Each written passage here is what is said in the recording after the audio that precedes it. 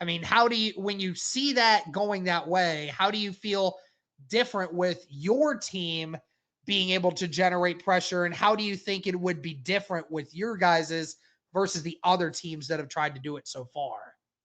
Great question. I think the first thing I'll start with is when you look at Daniel Jones, this is when playing with the Giants and constantly being pressured and then going into an environment where you actually have a good offensive line that can keep you upright.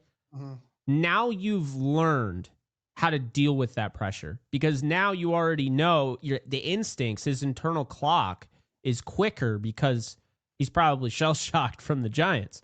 But now he's with the Colts and he's got an offensive line and he's a smart dude. Like, I know he gets a lot of flack and he has throughout his whole career, but this guy's really smart.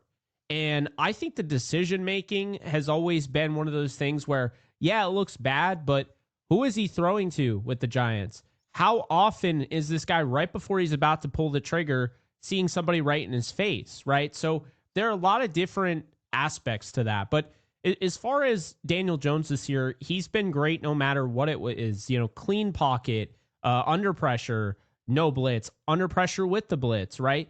I think you got to give him a lot of credit in that realm. But at the same time, I do think the Rams are going to be a little bit of a different look. That said, because I don't think the Broncos are quite where they're going to be.